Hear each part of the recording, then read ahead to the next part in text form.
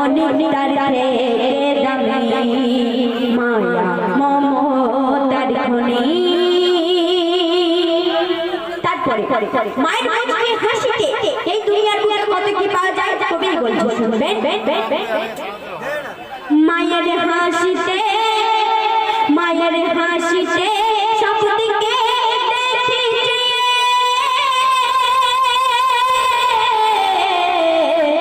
রহমত খোদার আসে আরশ বেয়ে, রহমত খোদার আসে আরশ বেয়ে। যার হাসিতে ও যার হাসিতে ফুল ফোটে বাগিচা, মধুমাখা স্বপ্ন মাখা যার মমতায়, মধুমাখা স্বপ্ন মাখা যার মমতায়। মা মমতার ঝুলি আর মিষ্টি যার মুখের বুলি, মা মমতার ঝুলি মিষ্টি যার মুখের বুলি। ও গো মা মমতার ঝুলি মিষ্টি যার মুখের বুলি। স্নেহ মায়া মমতার দুয়ার মারা রে খুলি। জান্নাত নে তুই নে কি করে মায়ের সেবার বীজ ফুলে, জান্নাত নে তুই নে মায়ের সেবার বীজ ফুলে। তাই আল্লাহ নবী সব পাবি সে যে নয়নের মনি মায়া মমতার খনি।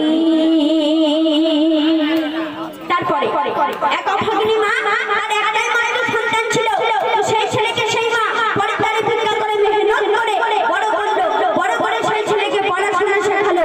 তারপরে সেই ছেলে পড়াশোনা শিখে যখন একটা সরকারি চাকরি পেয়ে গেল, তখন সেই ছেলের মা বলছে যে বাবা আমি তো তোমার ছোটবেলা থেকে তো খুব কষ্ট করে মানুষ করছি, তো তুমি বরং এক কাজ করো, তুমি একটা ভালো দেখে তুমি বৌমা করে আনো।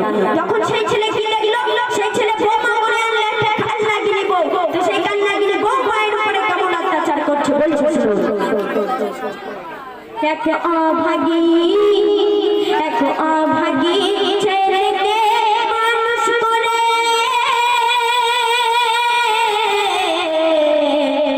উচ্চ শিক্ষা দিল মেহনত করে, উচ্চ শিক্ষা দিল মেহনত করে। আর ছেলেটি ও সেই ছেলেটি সরকারি চাকরি পেল। সুন্দরী দেখে বিয়ে করে আনিল, কান্নাগিনী দেখে বিয়ে করে আনিল। রোগে মারা কাশে বউয়ের নাকি না ঘুম আসে। মা রোগে রাতে কাশছে, বউ বলছে বুড়ি জ্বালায় আমার ঘুম আসছে না। তাই স্বামীকে ফোন লাগালো। তারপরে কি ঘটছে শুনুন। ও গো রোগে মারা কাশে বউয়ের নাকি না ঘুম আসে, বড়রাই ঝগড়া করে স্বামী তাহার বিদেশে। স্বামীকে বলিল ফোনে কি বলে বাঁধিয়ে মায়ের নামে, স্বামীকে বলিল ফোনে বাঁধিয়ে মায়ের নামে।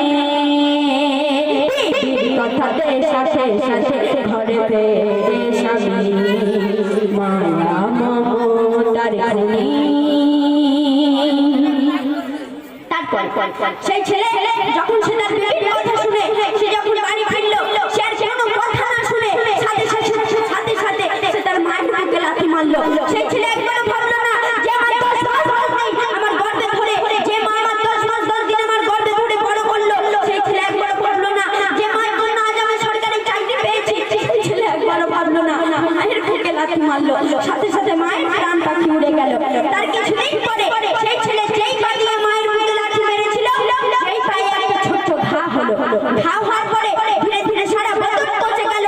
তারপরে তার সেই কান্নাগিনী বউ কি বললো, তোমার এত দুর্গন্ধ মুই সহ্য করতে পারবো না, মুই চললুম বাপের বাড়ি, রইল ঝোলা চললো ভোলা বলে বউ বাপের বাড়ি পালালো।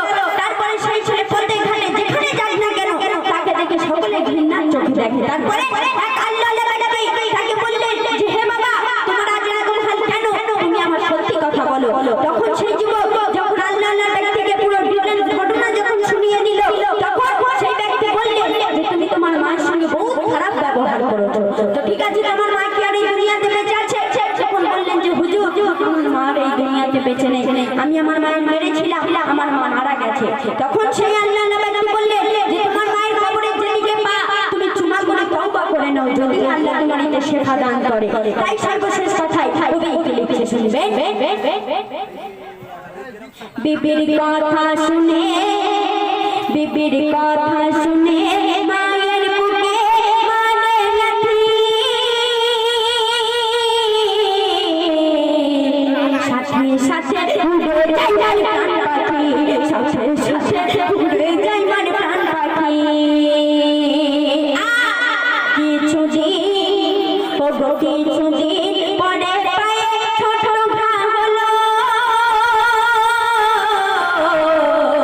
ধীরে ধীরে সারা বদন পচে গেল, ধীরে ধীরে সারা বদন পচে গেল। দুর্গন্ধ এত বের হয় বিবি তার পালিয়ে যায়, দুর্গন্ধ এত ছড়ায় বিবি তার পালিয়ে যায়। গ্রামবাসীরা তাড়িয়ে দেয়, পথে ঘাটে কেঁদে বেড়ায়। এমে হান্নান বলে কি বলে এক হুজুর পরামর্শ দিলে, এমে হান্নান বলে এক হুজুর পরামর্শ দিলে। মায়ের কবরে চুমা করে মুক্তি পেল তখনই, মায়া মমতার গুণে ও গো মা জননী, তুমি ফেলো না নয়নের পানি।